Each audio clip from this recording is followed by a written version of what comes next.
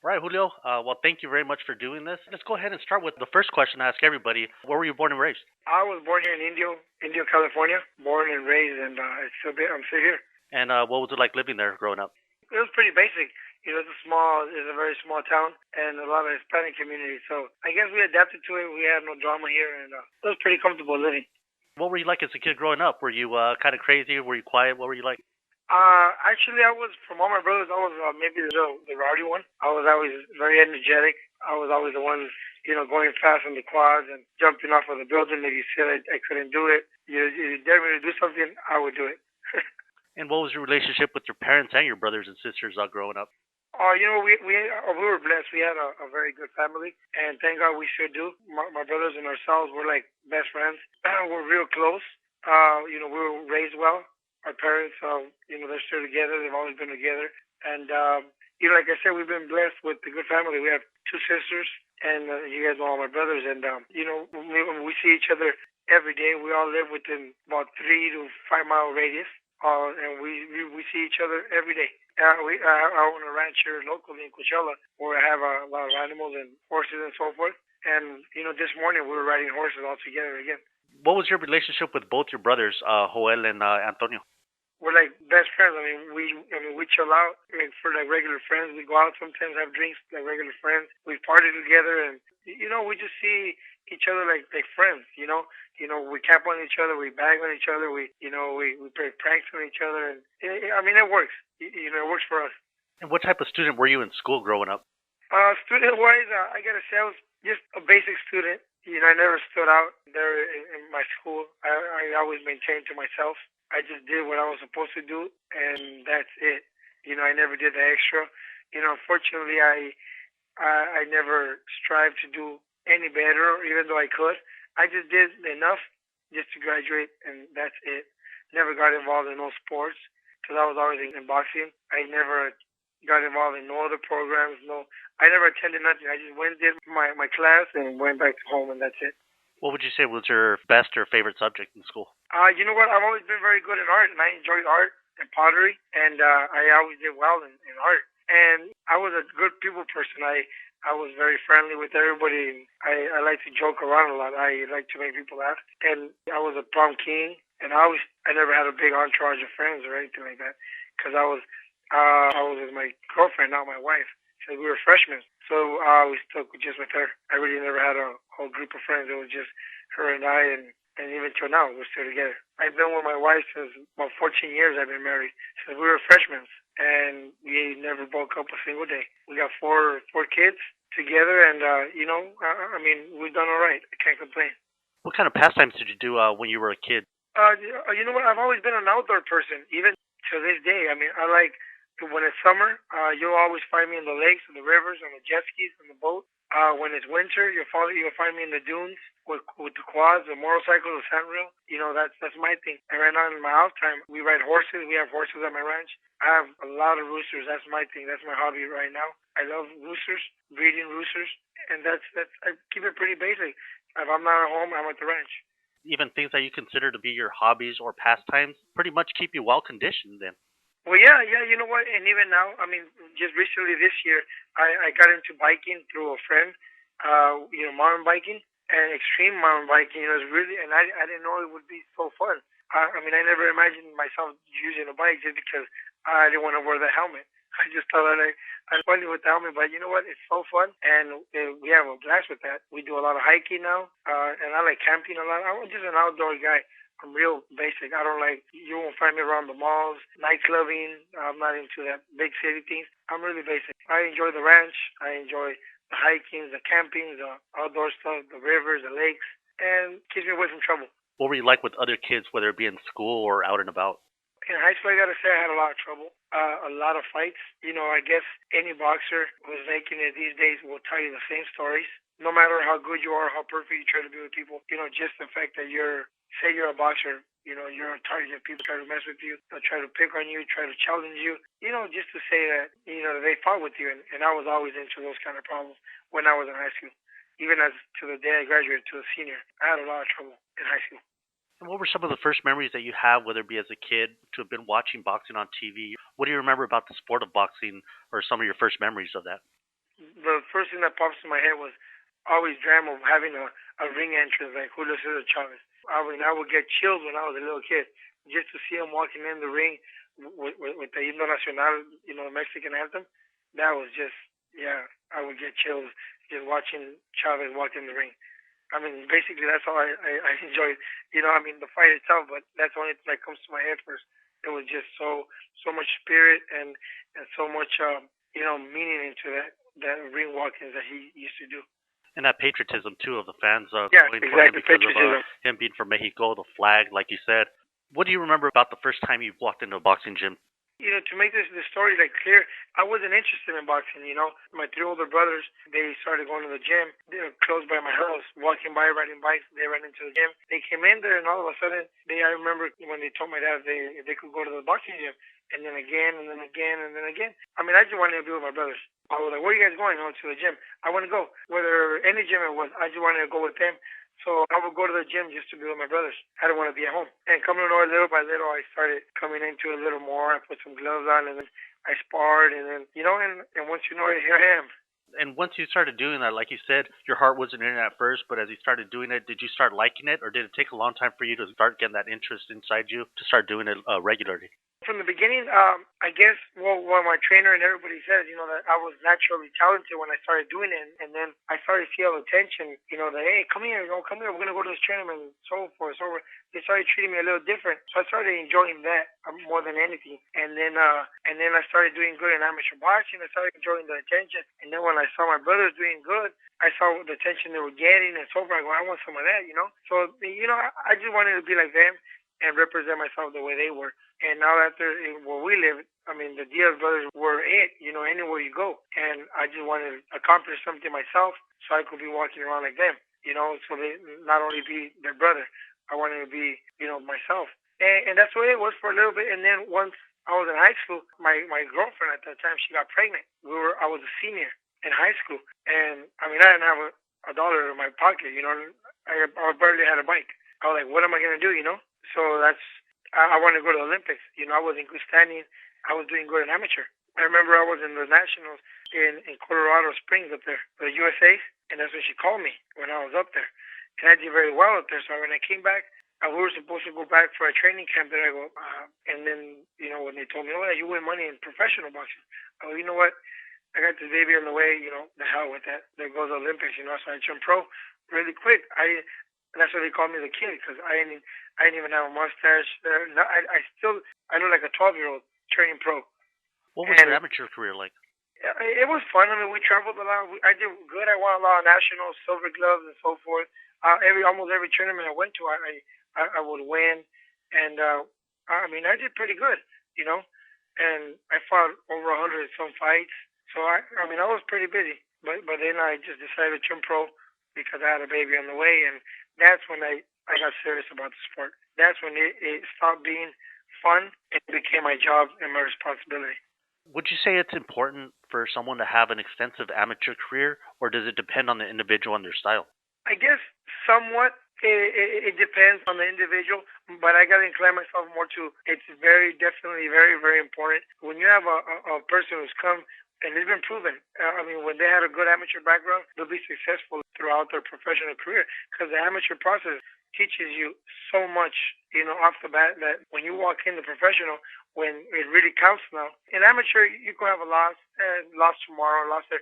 Well, it's no biggie, but you're learning off of that loss. That way, when you're pro or loss, 2 losses, 3 losses could be the end of your career. And that way, you already know, pretty much you're getting those mistakes you're making, you get that out of the way in your amateur. So when you walk in where it counts as a pro, you don't do it. And plus, it teaches you so much, so much experience you get, just being in the ring and you work on your nerves, the ring, the lights, the tension, the people. It just prepares you, I think. It prepares you very much. It's like a college for when you finally get a job, But was there other factors also that made you want to go to pro?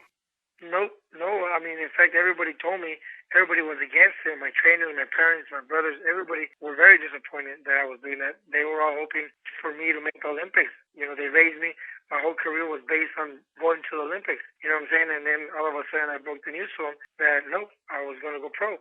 So everybody was mad for a while, I let everybody down there, but I try to make it by being successful and pro. But I had to do what I had to do.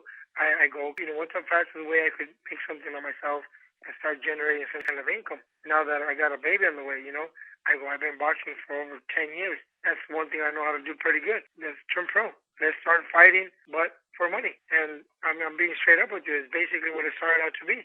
And then once you're in it again, everything starts taking over, Now you have this dream of being a world champion and feeling accomplished. The money, you just don't cut it. You want to feel accomplished. You want to have something to show for. You want a title. You want to be ranked. You want to be known. And once you're known, you want to be a superstar. Once you're a superstar, you want to be a bigger superstar. That's why you see these fighters, sometimes they don't stop. That's why you see like a Manny Pacquiao and like a De La Hoya. They have people like us, we think about it something, we're like, man, you have so much millions already. Why are you still in it? Why do you go through the diets, the hard trainings, and all the sufferings we go through? And there it is. It's just never enough.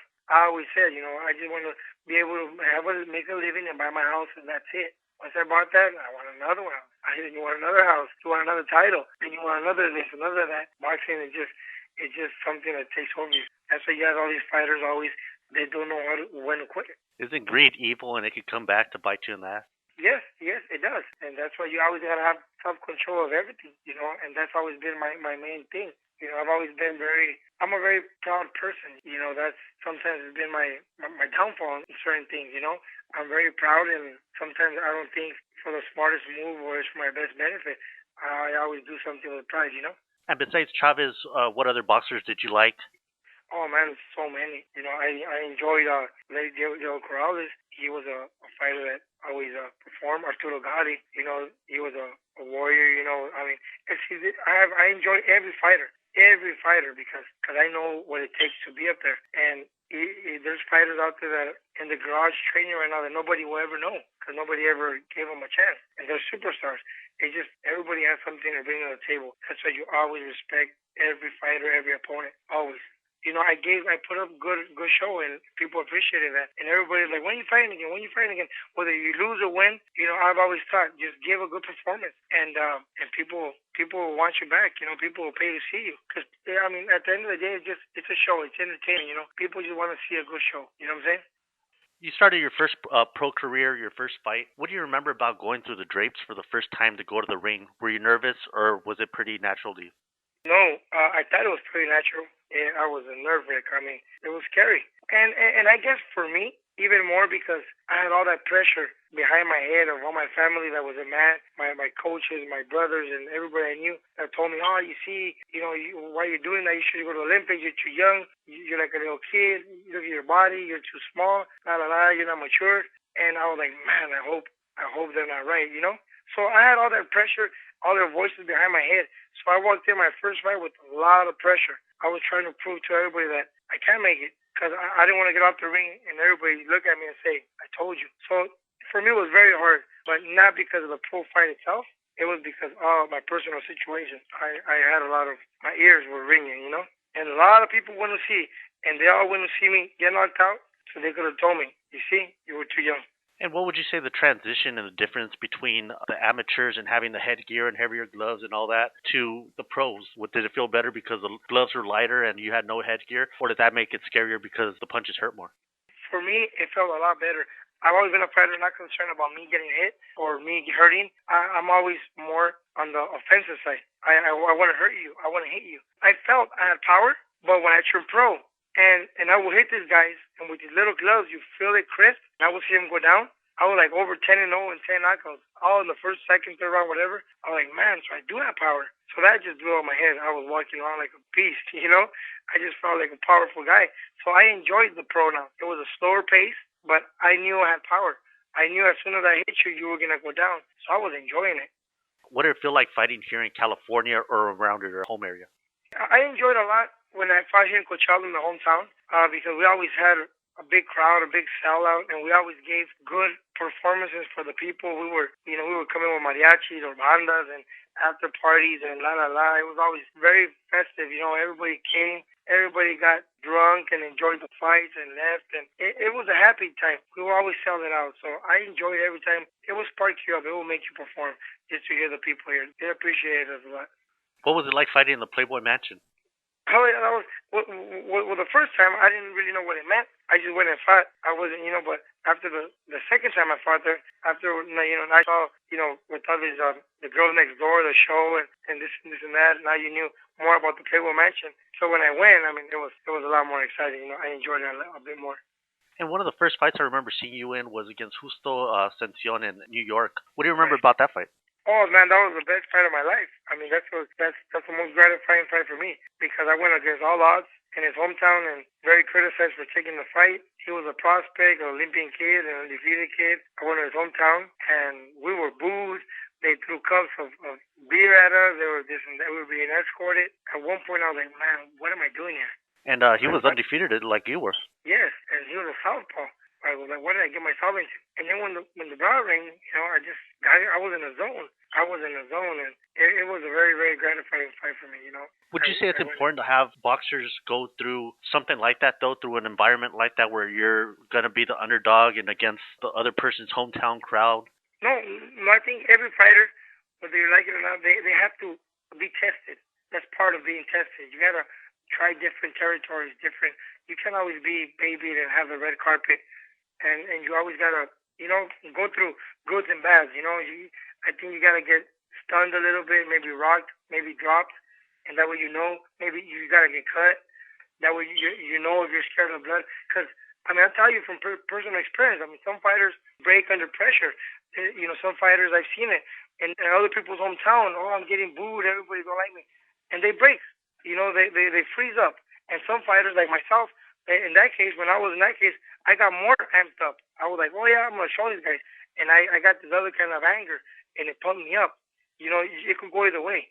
You get intimidated or you get amped up, and even a cut. Some people get cut, they get angry. Some people get cut, they see blood, they break. And of course, after Dario, you fight Angel Manfredi. You lose by a questionable decision. If it wasn't for those points deducted in I believe in the fourth and ninth or 10th round or something like that, Right. if it wasn't for those, you would have won because you obviously won on somebody's scorecard. You got a split decision. Yeah, well, I thought I had won the fight. I mean, Letterman had me by far all the rounds. Letterman on HBO. Right. I worked him, I punched him, I landed him. All the numbers were by far on my side. I don't know how he won the fight, but like sometimes it's the sad part of boxing. You went ahead and fought after Manfredi. You fought another fight, and then you fight in Lemoore, California. I was there for the fight. I was there actually sitting right behind the commentators. What happened in that fight? You go in, you're the main event against Juan Valenzuela El Pollo. Yeah.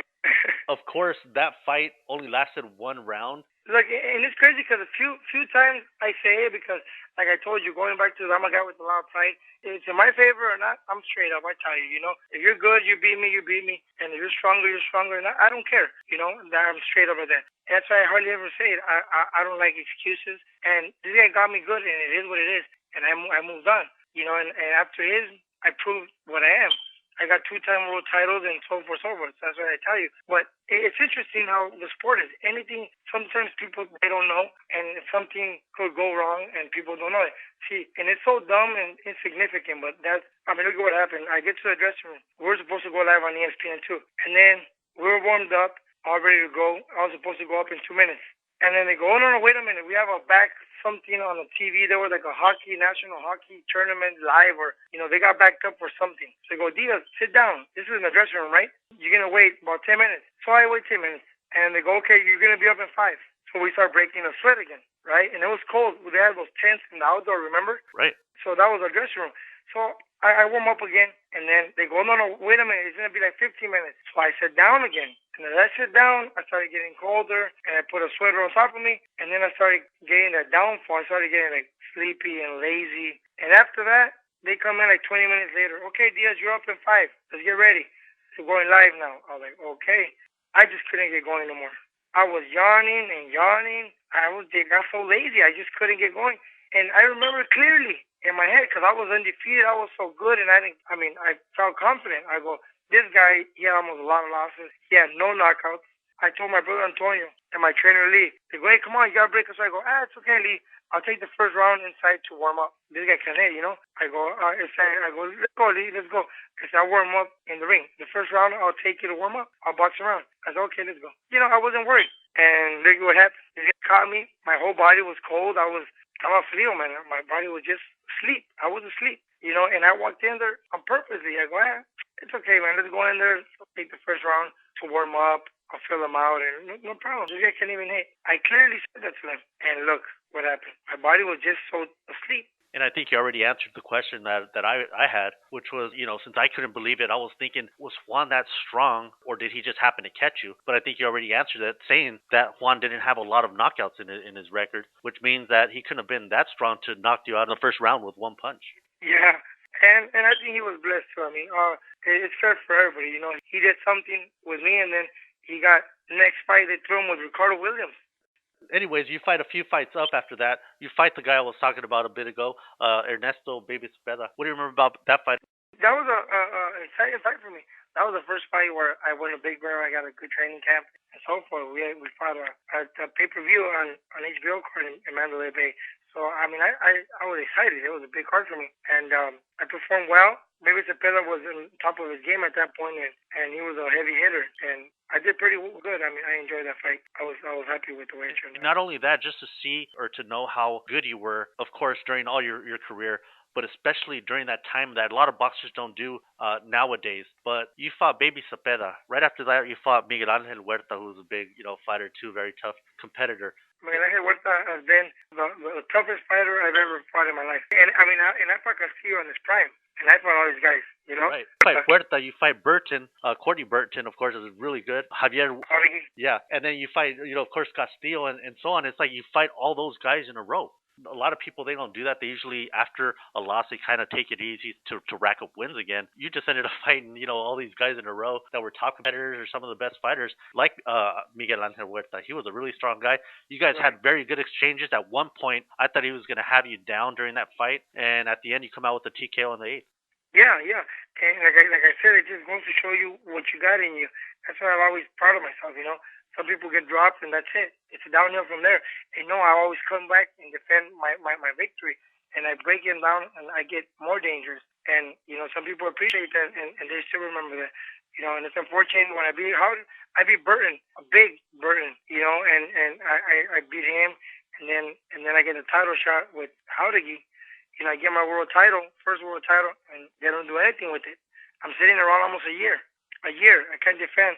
So they threw Castillo. And I took it. I didn't care against all odds on me. They were already planning to fight with Corrales again. Same situation with Manfredi, Spadafora. They're already announcing Corrales and Castillo after me.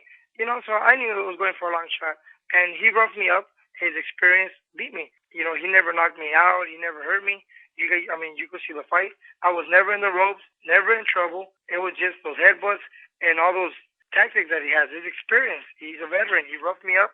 And I couldn't see that at the end. I just took a knee myself. Like I told you, I got too much pride. I was like, man, I don't know if I'm looking like a punching bag. How bad is my face? I can't see off one eye.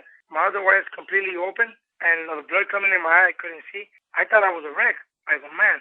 I'm looking like a piñata here, And I was looking for any excuse to take a knee. And that's where we had a big problem with my corner because they should have made that decision. They shouldn't have left it on me to do it and make me look bad. I didn't want to quit. In the corner, they told me a bunch of times, how do you feel? I told him, I can't see. And how do you feel? I can't see. I was like hoping to get the hint, trying to tell you something. Because the cameras are there, It's supposed to be your eyes on the outside. Yeah. And I was like, oh, man. I go, okay, well, they ain't catching it, so I better do something about it. And if you see the fight, you can even see it on YouTube. You'll see that last knockout. He kind of gave me like a little swing that it didn't really land, and I took a knee. And right when he counted, I stood up. I was fine. I didn't want to get knocked out on my back or get really hurt. What would you say were his biggest points or strengths in his technique or in his fight? Castillo? Yeah. Well, I never felt his punching power. He's strong body-wise. Like, he'll grab you, he'll puff you up and push you. That's what he is.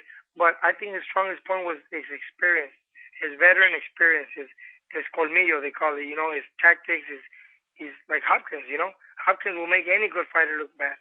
At that point, was there ever thoughts of maybe I should be doing something else, or did you know you were going to stay in boxing and keep going forward? No, I actually got angrier, and I got more amped up to keep on going because I didn't feel like, maybe I don't got it, maybe this and this and that. I knew I had it. I just got beat by a better fighter, more experienced fighter. I didn't get hurt. I was fine, Manfredi, I didn't feel like I lost. So I was fine. Valenzuela, I knew it was just one of those one punch lucky knockouts that it could happen to anybody, and I knew what happened. So it's not that Julio should move on. He's done. He can't defend himself no more. I can't be a great fighter. So I knew what the problem was, you know. So and I proved that. I came back and became a champion again and again and again. Like with Juan Diaz. With Juan Diaz was the fight that I will never forget till the day I die. That's a fight that I've always. I mean, it was perfect fight for me. The styles that worked for me. And he didn't have no power, and I had no trouble with him. I asked for that fight for so long, and when it finally came in, it came in a bad time. I lost 37 pounds for that fight, you know, and it was take it or leave it. It's finally here. You've been asking for it. But look I haven't fought in about a year. And I was punished by the promoters, so I wasn't doing anything. And I got big. My whole training camp was just to make the weight. And I made the weight very, very bad. I mean, literally very, very bad. I went through a lot to make the weight. And I remember a week prior to the fight thinking to by myself, I was like, you know what, I don't even care about the fight no more. It's already here. I just want to make the weight and I look best. You know, I don't want to disappoint a lot of people and cancel a fight. You know, I remember praying in my sleep, you know, okay, just help me make the weight. That was, Juan Diaz never crossed my mind winning or the fight or my title on the line. I just wanted to make the weight. When I made the weight that day, I felt like, okay, that's it. I made it. I won. One fight down before you fought Juan Diaz, you fight Jesus Chavez for the IBF title, of course, and you go on and you knock him out. I mean, he was kind of like a tough little guy that, could take a lot. You knock him out in the third round. Would you say that was power, or would you say you just kind of caught him there early? Well, I've always had power. You know, my knockouts show I've had power. But Chavez he was a guy I respected, like, cause I was kind of like a fan of him because he's a good warrior and a good fighter, and he always came in good fights. I knew I was gonna have to fight a lot to get a victory off of Chavez. He just won't let you walk away with the win that easy. And I was surprised, you know, when I think he said he injured some knee or something. But you know what? I just walked away from it like, well, you know what? Thank God it went this way, and I'm gonna move on. Rolando Reyes. What do you remember about that fight? I walked in there like a sparring session. I knew Rolando Reyes. I hired him. I took Rolando Reyes to Big Bear, who was my sparring partner when I fought Cepeda. And I knew we were friends back then. We sparred a lot. We were living together. So I was like, oh, man, Rolando Reyes again. All right, whatever. I've been ready. Casamigos canceled. We're a week away. Yeah, whatever. I better take advantage. I'm in shape. Let's just fight. But I didn't take in consideration that I prepared myself very good for a southpaw. All my movement, my angles, and everything. So when I finally fought Rolando, I trained to move to the left side all the time. And that was his right-hand side all the time. He landed that right all the time. I couldn't get off of me. I was like, what's going on? But I was natural trained for 8 weeks to always move to the left. Always move to the left. So I was always running into it. And would you say his style kind of while you were fighting him, got you bored or maybe even put you to sleep? Yeah, you know, that got me bored. He knocked you out? Yeah, he got me bored. And people booing and stuff.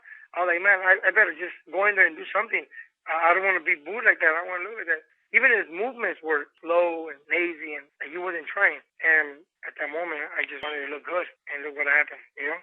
Your last fight, what do you remember about that fight? Look, for me, now it's sounding like every fight I have an excuse. But, I mean, with Kendall Holt, I was ready, completely ready, you know? And I just don't know. I mean, you know, you saw when I got caught in the first round. Nothing happened. I got amped up again. I wanted to give a good show. I started calling them out. I was just so ready, and I felt so strong and superior than him that I was picking a fight. My brothers got mad. My corner got mad. They were like, what are you doing? Stick to the game plan. And every time I was in there, I was so pumped up, and I felt so strong and so good. I was looking to make a statement, you know. They always promise me this. They always say this and that, and I get no fights. So they throw Kendall Holt, like, okay, I'm going to show him. You know, I'm going to put Kendall in a bag and send him out. And I didn't want to win. I wanted to win with the bang. I wanted to knock Kendall out. And I walked into my own problems. You know, what can I say? You know, we're all big boxing fans. Us fans love action. We pay for that. That's what we want to see, and we respect that. All your fights that we've talked about and all the ones that we didn't talk about, you had that mentality of you're either going to knock me out or I'm going to knock you out. And yeah, Kendall Holt, that's what I said in the interview. When you have that mentality, you fight the way you do, and you get all the respect in the world from whether it be the fans, the boxing public, anybody that's not even fans that might just be watching the fight. But that's where you get your respect, and that's where you make your name and you make yourself as a person. Again, we bring up names like Gotti and these guys. It didn't matter if Gotti won or lost. You know you were going to get one hell of a fight. You were going to get everything he had that night, and he will always be respected no matter whether if he had lost or won, or whether he was a champion or not. Right. That's what you pay to see. That's what boxing is, and that's what boxing is missing. And that's why I think it's in the condition that it's in now. Everybody wants to have a perfect record and wants to bounce around and not fight like they used to, and like people like you with their mentality do. Yeah, and I think about it sometimes like that. I'm like, you know what, Julio, your record ain't perfect anymore. So don't worry about your victory or just keeping your record perfect. So my game plan now is just give a fight of the night, maybe a fight of the year, or maybe a performance that'll give me one good big fight on a good stage. You know, so my position is going to bring you good fights all the time because I'm not just trying to run around and protect myself just to get a win. I'm trying to make a point and a statement so they'll give me another shot. I'm trying to come out with a bang so anybody could see, you know what, this guy deserves another chance. So every time I come in the ring, I come to bring it, you know, and I work hard for that. And, you know, whether it goes my way or it goes the other way, but at least I know I can fight. And when you first started your pro career and before you went in the ring for the first time, what were your goals for your whole pro career there, and did you accomplish them? Yes, honestly, I did, because my dream was to be a world champion. Then I accomplished that twice. My dream was to make a living through boxing, and thank God I did. And whether I'm keep on going doing it or not, you know, one way or another, through boxing, I've been able to do different things that I'm making my living right now. So it's been a good career for me. I've been blessed. You know, I wasn't your Pacquiao or your Mayweather, your De La Hoya, but my name's out there. My kids will grow up and they'll be able to see you know, different archives of their father, videos or clips. As of right now, you know, all their teachers, you know, they all can't believe, oh, I'm their dad. Parent conference, they want to meet me, you know, everywhere I go. So my kids feel proud of that, you know, and I feel accomplished because my kids are proud of their father. Other friends, oh, your dad is Julio Diaz. Like, no, you know, and my daughter comes and asks me, can I have a picture? My teacher wants one. The principal wants a picture of your dad. He said, okay, yeah. And for my daughter to feel proud like that of her dad, I'm accomplished. That's my world title, you know? Yeah, because even to the day, you know, I'm not here, at least my kids will have something to talk about their father and something positive. Who knows, one day you'll run into my daughter. Oh, I remember your father. Great guy. I was a big fan. He did this, and that. Whether I be late gone already, my daughter was still older, and man, they still remember my father. And everywhere she walks around, they're going to remember her father in a good manner and with respect. So like I said, I'm happy and I'm blessed, and I can't complain, you know. Now, even if I have to go back and work my regular job, I'm fine, you know. I already did go with my family. I got them going. We're in a good position, and I got my good company going. My employees are happy. I'm happy. I'm living simple, and I enjoy my career. And I got one more fight. And I mean, I don't got one more fight. I got one more shot. I'm giving you my career. I'm coming back at 147. And that's an awesome thing to hear about all that stuff that you got on side after your boxing career, even, you know, should it end, at, like you said, after that one more fight or not. It's great to hear that you have something or you have a plan B. It's great to hear about any boxer. There are some boxers that don't, and they keep fighting until, you know, they're in bad conditions. And that's the last thing that I like to hear of any story is for a sad ending like anybody else. And it's great to know that you got a plan B there. Yeah, for instance, I remember I was training for Howdy, and I was gonna fight my world title fight, right? And I was in the hotel room before we left to the arena, and I was in my hotel room doing all my work, my business stuff through the phone for my employees and doing all the payroll and so forth. And my coach was like, "What are you doing? You're about to fight for the world title." I go, I know. Just wait, I'm almost done. You know, I've always been like that. And I came back, instead of celebrating the world title, I just came back and ran around my jobs, check on my people, check around machinery, and I was always working on the job. Everybody here around locally, they see me. They always see me on the job. They always see my machinery working around the cities, and I enjoy that. I love mingling with everybody, going to the coffee shops in the morning and seeing all the contractors and all the people and all the city managers and so forth, and I enjoy that. You know, everybody, hey champ, you know, I'm living the life, man. What kind of work do you do? We do land clearing, heavy machinery, grading, paving, and so forth. You know, excavating. You said you were fighting one more time. Who, when, and where? Well, actually, they got me set up to fight January 27th against that provocative, the Russian guy. That he only has one loss to Mauricio Herrera. Yeah, he's a pretty tough competitor. I mean, Yeah. what's your training going to be like for that? I'm gonna train super hard because the way I see it, I mean, I got one more defeat in my career, and that'll definitely secure my retirement. So I'm negotiating that fight at 145 or higher because I want to fight at 147 already. You know, I want to give it one last run in my career in which I could be healthy and not worry about my weight. That's always been my problem. I'm always draining myself, and then I run into like Kendall Holt. You know, any little punch, my body can't react to it. I'm just so weak. And so I wanna fight where I'm healthy, where I don't train just for the weight. I wanna be healthy. So at 147, I told them minimum 145, and they already posted a fight in BoxRec, Pachanga Casino on ESPN too. So having said that, should you happen to win convincingly and be of course, Julio Diaz of old, do you think you might go again and continue should you win convincingly? Oh yes, yes. I mean that's the only reason I'm going to take a fight that tough as a comeback because I want to make a statement, and then I'm not going to just take on a chump and climb my way back up there. Let's do it. If I got to answer all the critics and questions, why not do it with somebody who's a credible fighter and a tough fighter? That's the only way I'll prove to myself and prove to my loyal fans that I'm really coming back. The way I see it, I got one more defeat, and I'm really done. I won't waste my time anymore. But I want to do it at 147, in which I got no excuse, and I'll be healthy. Who chose this unpredictable fighter and the venue and all that? Was that your choosing or was that his choosing? I have to say it was theirs because that was offered to us. I mean, all this was offered to me, and I pretty much took it. Well, you know what? See, right now I know the boxing game. They ain't gonna offer me something that's to benefit me. Right now, everything that they throw at me it's against me. So I'm willing to gamble on that and kind of build my way up there by making some upsets. And should you lose, would it depend on how you lose, or just getting a loss would make you end it there? Yeah, just a loss, because another loss would definitely put me in a lower stage in the boxing career, and I'm not about to throw away my career by being a punching bag or stepping stone for people. What, in your opinion, what were your biggest strengths in the ring? Would it be power? Would it be speed? Would it be heart? What would you consider your biggest strength? That's a good question. I think to me, for myself, I think it was just a little bit of everything, just enough. It wasn't really one definite thing. I had power. I was a good, skillful boxer. I wasn't just a pressure fighter. I was very flexible with. I could box. I could brawl. I'm a southpaw. I fought right-handed. I had decent speed. I had decent power. So I would say I was a well-rounded fighter, just enough of everything. And I really because that's a good question because I never walked in relying on just knocking people out on my power. Or I never relied on just outboxing somebody. No, it was always just a mixture of everything.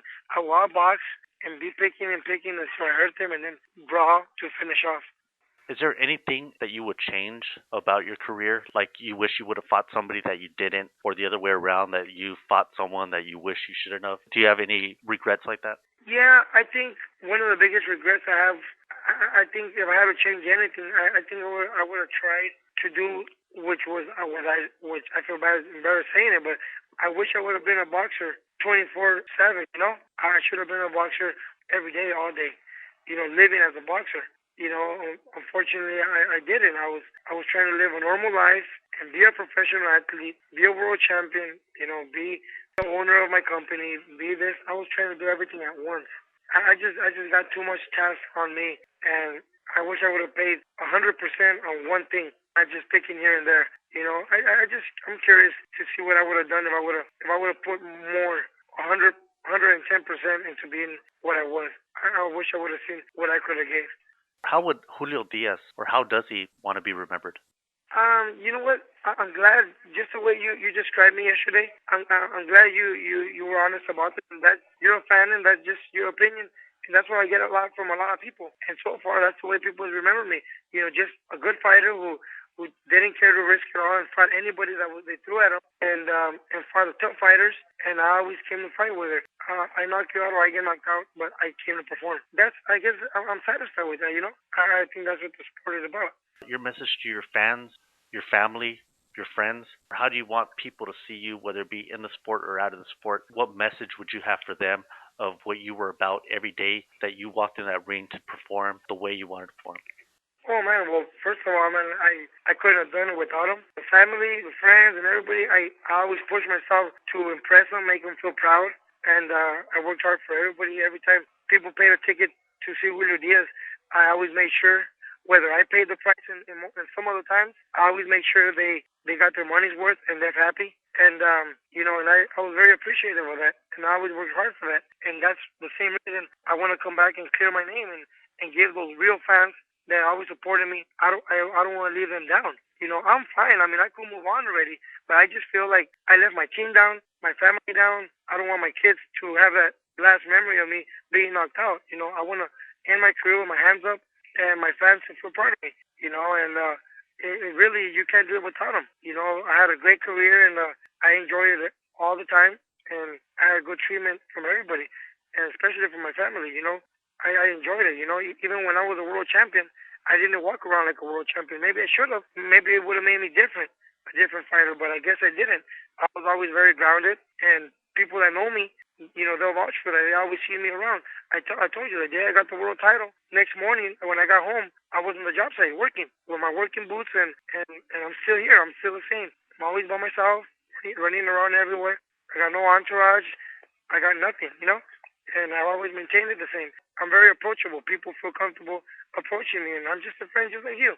You have done that, and after that night in January, with all my heart, I'm saying that I hope I see you with your hands up, with your head up, most importantly. And from whether it be me or any other boxing fan, I'm sure they'd probably tell you the same. Thank you very much for being here, first of all, to do this interview. Thank you very much for all the memories you've given us. Thank you very much for being straight up and honest with us with this interview. And thank you for just being yourself, Julio Diaz. Oh, thank you, man. I appreciate you guys. Appreciate you guys always being interested in myself or my brothers, the Diaz brothers. And, I hope we could meet all your expectations and everybody, who has high hopes for us. We're still trying and we're still shooting for the stars. But there's no quitting us. And we try to set that example with all the kids we train right now in our gym. Don't ever believe when somebody tells you you can't do it. You can do it. Put your mind to it and everything's possible. That's what I try to teach all the kids here at the gym. And that's what I'm trying to show them as an example. See, I'm down right now, and I'm coming back up, and I will, because I've done it before. And you look at my career, when Valenzuela dropped me, I didn't disappear. I came back, and I got my world titles. I got beat again, and I came back, and I got another world title. And I think that's what defines a real champion to me. Everybody always has a downfall in their life, whether it's personal life or as an athlete. But only the few come back up and succeed or make something of it. You know what I'm saying? That's what I'm trying to do. You couldn't have said that any better, and amen to that. And thank you again very much for doing this, Julio, and thank you for your time. Thank you, Albert. You guys have a good day.